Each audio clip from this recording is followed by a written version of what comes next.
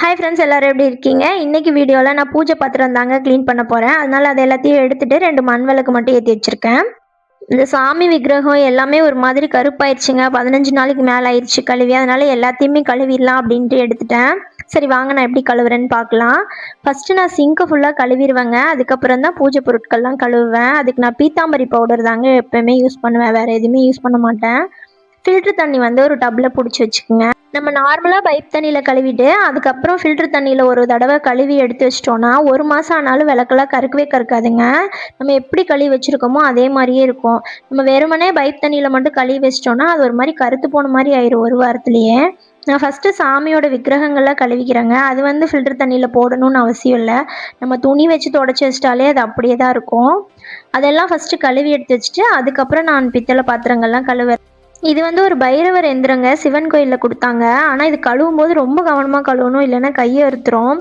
லைட்டாக அந்த பீத்தாம்பரி போட்டு தேய்ச்சாலே எவ்வளோ பளபளன்னு போகுதுன்னு பார்த்தீங்களா? ரொம்ப ஸ்ட்ரெயின் பண்ணிலாம் தேய்க்க வேண்டியதே இல்லை. அந்த பவுடர் மட்டும் தொட்டு தேய்ச்சோம்னாலே பளிச்சுன்னு போயிடும்.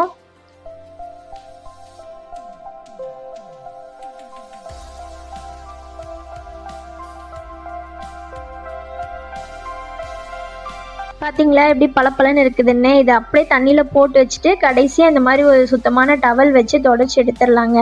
இந்த மாதிரி தொடச்சி வச்சிட்டோன்னா புளியாக ஒட்டாமல் அப்படியே பளிச்சுன்னு இருக்கும். நீங்கள் அடுத்த டைம் எடுத்து கழுவுற வரைக்குமே எப்படி நம்ம கழுவி வச்சுருக்கோமோ அதே மாதிரியே புதுசாகவே இருக்கும். நீங்கள் ட்ரை பண்ணி பாருங்கள்.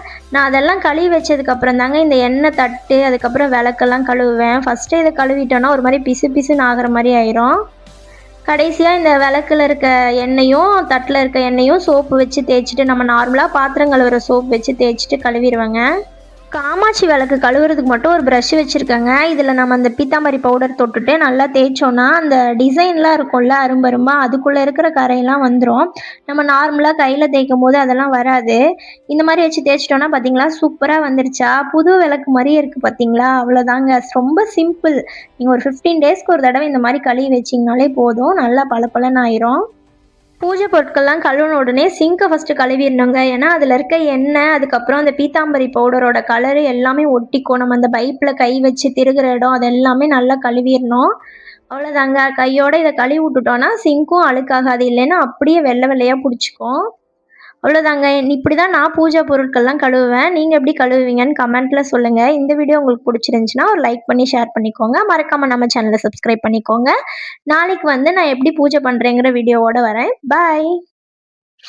ஹாய் ஃப்ரெண்ட்ஸ், எல்லாரும் எப்படி இருக்கீங்க? இன்னைக்கு வீடியோவில் நான் பூஜை பாத்திரம் தாங்க க்ளீன் பண்ண போகிறேன். அதனால் அதை எல்லாத்தையும் எடுத்துகிட்டு 2 மண் விளக்கு மட்டும் ஏற்றி வச்சுருக்கேன். இந்த சாமி விக்கிரகம் எல்லாமே ஒரு மாதிரி